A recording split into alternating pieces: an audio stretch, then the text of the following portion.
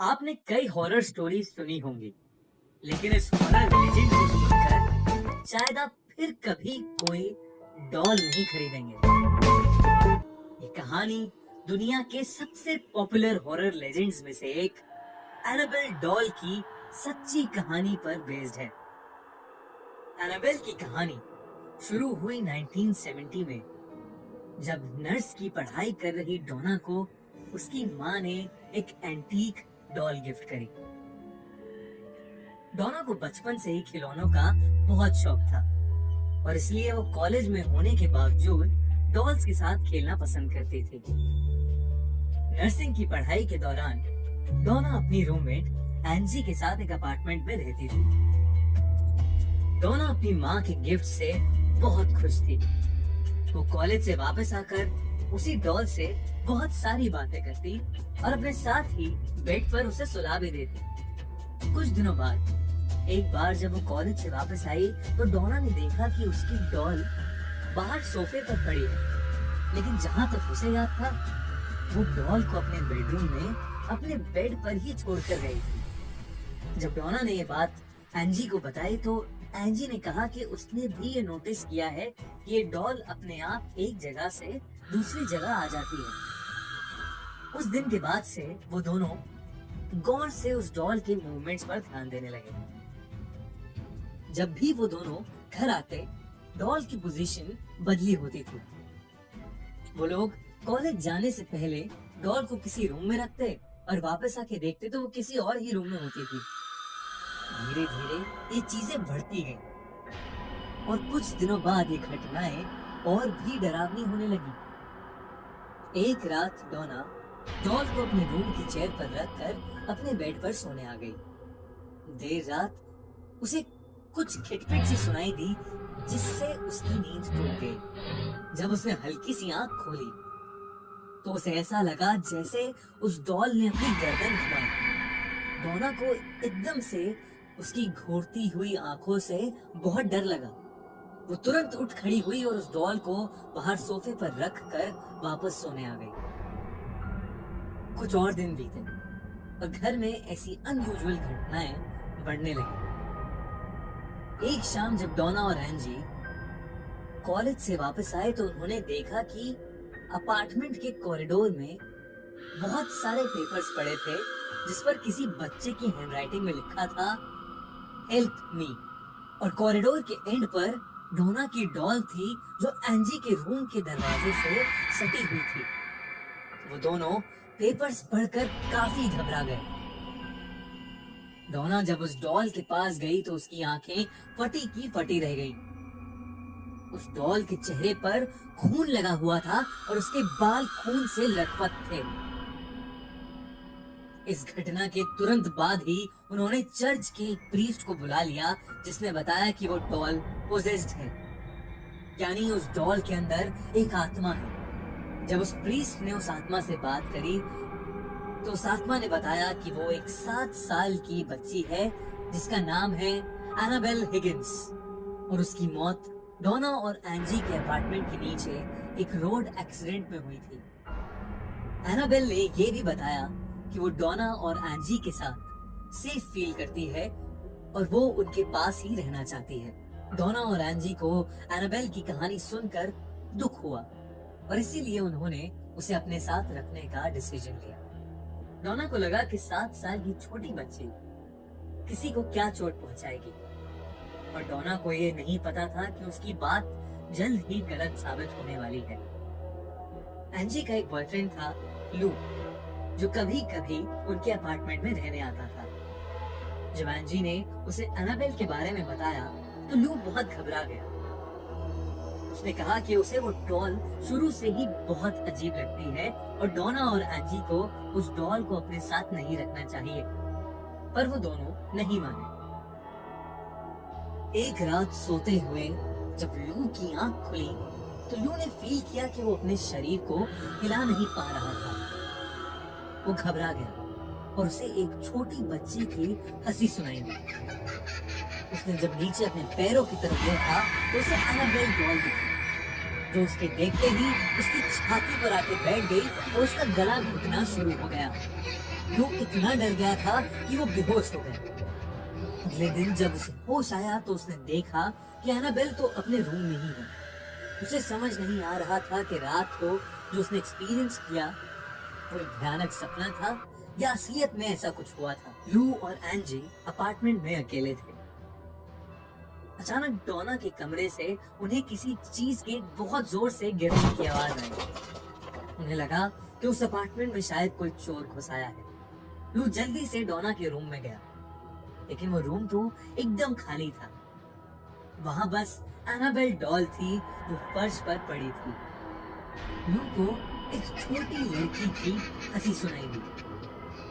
वो वही हंसी थी जो कल रात उसने शायद अपने सपने में सुनी थी। उसे लगा उसके पीछे कोई है, पर जब वो पीछे मुड़ा तो वहां कोई नहीं था। अचानक लू के सीने में बहुत तेज दर्द शुरू हुआ और जब उसने अपनी छाती को छुआ तो वहां से खून बह रहा था। इतने में एंजी वहां आ गई और उसने देखा कि लू की बॉडी पर किसी के आड़े टेढ़े नोचने के निशान हैं। इस हादसे के बाद डोना और एंजी को लगा कि चीजें बहुत बिगड़ रही हैं और इसीलिए उन्होंने मशहूर पैरानॉर्मल इन्वेस्टिगेटर्स लॉरेन और एड वॉरेन की मदद ली। इन्वेस्टिगेशन के दौरान उन्हें पता चला कि उस डॉल के अंदर कोई 7 साल की बच्ची की आत्मा नहीं बल्कि एक शैतान है जो बच्ची होने का नाटक कर रहा था और उसका मकसद प्यार पाना नहीं बल्कि डोना के शरीर पर कब्जा करना था। वॉरेंस ने उस घर का एग्जॉर्सिज्म किया और डोना और एंजी से वो डॉल लेकर वहां से चले गए। उस दिन के बाद से डोना, एंजी और लू के साथ कभी ऐसा कोई हादसा नहीं घटा। गाइस, वीडियो में आगे बढ़ने से पहले मैं आपको एक लाजवाब ऐप लोटस 365 के बारे में बताने वाला हूँ, जहाँ आप अपना क्रिकेट नॉलेज यूज करके अच्छे खासे इनाम जीत सकते हैं और आप 200 से भी ज्यादा गेम्स खेल सकते हो। मतलब गोवा का मजा इनकी साइट पर। लोटस 365 एक ट्रस्टेड और सेफ वेबसाइट है जिनके ब्रांड एम्बेसडर हैं नवाजुद्दीन सिद्दीकी, उर्वशी रौटेला, कृति खरबंदा और काजल अग्रवाल। सबसे अच्छी चीज, आपका विड्रॉल यहाँ सिर्फ 20 मिनट के अंदर होता है, चाहे दिन हो या रात। अभी अकाउंट ओपन में मिलेगा 365 का बोनस। लिंक नीचे कमेंट बॉक्स में ही है, डाउनलोड नाउ। मशहूर पैरानॉर्मल इन्वेस्टिगेटर्स एड और लोरेन वॉरेन के ऑकल्ट म्यूजियम में रखी एनाबेल डॉल की पूरी कहानी दिल दहला देने वाली कई सच्ची कहानियों में से एक है। एड और लॉरेन ने जब एक नर्सिंग स्टूडेंट डोना के अपार्टमेंट में एनाबेल डॉल को पहली बार देखा तो उन्हें उस डॉल के आसपास एक अजीब शक्ति महसूस हुई। उस डॉल से परेशान हुए डोना, एंजी और लू ने अपने साथ हुई सारी घटनाओं के बारे में उन्हें बताया। सब कुछ जानने के बाद एड और लोरेन ने उस डॉल को पूरी तरह से इन्वेस्टिगेट करना शुरू किया। उन्हें पता चला कि उस डॉल के अंदर एक शैतान है जो 7 साल की बच्ची एनाबेल हिगिंस की आत्मा होने का नाटक कर रहा था और उसका मकसद एक ह्यूमन बॉडी पर कब्जा करना था। एनाबेल की वजह से किसी और को कोई परेशानी ना हो, इसलिए वो उस डॉल को अपने साथ लेकर घर के लिए निकल गए। एड ने उस डॉल को कार की बैक सीट पर रखा था। घर के रास्ते में उन दोनों को एक अजीब सी बेचैनी महसूस हो रही थी। कभी कार की स्टीयरिंग तो कभी ब्रेक्स काम करना बंद कर देते। इतना ही नहीं, एक जगह पहुंचकर उनकी कार बुरी तरह डिसबैलेंस होने लगी। उन दोनों को यकीन था कि ये सब एनाबेल की वजह से ही हो रहा है। तभी एड ने कार रोककर एनाबेल पर होली वाटर छिड़का, जिसके बाद कार ठीक से चलने लगी और वो दोनों सेफली घर भी पहुंच गए। शुरुआत के कुछ दिनों में उन्होंने ये नोटिस किया कि एनाबेल अपने आप ही घर के दूसरे कमरों में पहुंच जाती थी, कभी हॉल में, कभी किचन में, तो कभी उनकी बेटी के कमरे में। एक बार हॉल में बैठी लोरेन की निगाह अपनी बेटी के कमरे की ओर गई। उसने देखा कि वो एक छोटी सी लड़की से बात कर रही है और एनाबेल डॉल उसके पास वाली चेयर पर पड़ी है।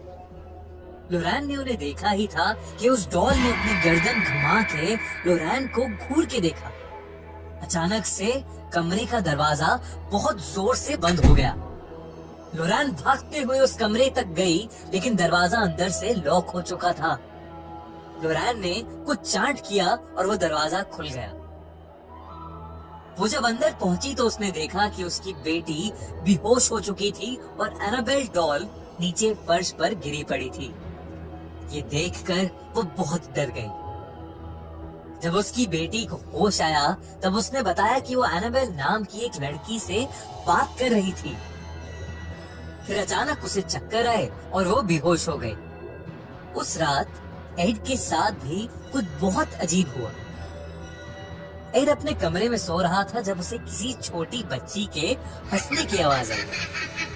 उसे वो आवाज किचन से आ रही थी। एड जब अपने बेडरूम से निकलकर वहां पहुंचा तो उसने देखा कि एक बहुत छोटी सी लड़की फ्रिज के पास बैठी है और वो एड को देखते ही पर्दे के पीछे जाकर छुप गई। एड को पर्दे से बस उसकी परछाई दिख रही थी और पर्दे के नीचे उसके पैर। एड को ऐसा लग रहा था कि उस परछाई में उस लड़की के हाथ में एक डॉल है। एड अपने हाथ में होली वाटर लेकर जैसे ही उस पर्दे के पास गया, वैसे ही पीछे से उसके कंधे पर किसी ने हाथ रखा, जिससे वो चिल्ला उठा। पीछे मुड़ने पर वहां लोरान खड़ी थी जो उसे किचन में देखने आई थी। एड ने दोबारा पर्दे की तरफ देखा तो वहां कोई नहीं था। वॉरेंस ने अगले दिन ही चर्च से एक प्रीस्ट को डॉल का एग्जॉर्सिज्म करने के लिए बुलाया, पर उस प्रीस्ट ने उस डॉल को उठाकर उसका मजाक बनाया और उससे कहा, तुम सिर्फ एक डॉल हो और तुम किसी को चोट नहीं पहुंचा सकती। एड ने प्रीस्ट को बोला कि उन्हें ये बात नहीं बोलनी चाहिए थी, क्योंकि एड का मानना था कि ये बात बोलकर उस प्रीस्ट ने एनाबेल को गुस्सा दिला दिया था। कुछ घंटों बाद एड को फोन आया और उसे पता चला कि वो प्रीस्ट एक भयानक रोड एक्सीडेंट से मरते मरते बचा। इस इंसिडेंट के बाद वॉरेंस ने एनाबेल के लिए एक स्पेशल वुडन केस बनवाया और उसे अपने ऑकल्ट म्यूजियम में रखवा दिया। वॉरेंस जिंदगी भर काफी सारी अजीबो गरीब चीजों के बीच रहे थे, लेकिन एनाबेल उन सभी से बहुत ज्यादा भयानक और डरावनी थी। चाहे कोई भी इंसान क्यों ना हो, वो उसे किसी भी हद तक चोट पहुंचा सकती थी। इसीलिए वॉरेंस ने हमेशा के लिए उसे एक वुडन लॉकर में बंद कर दिया।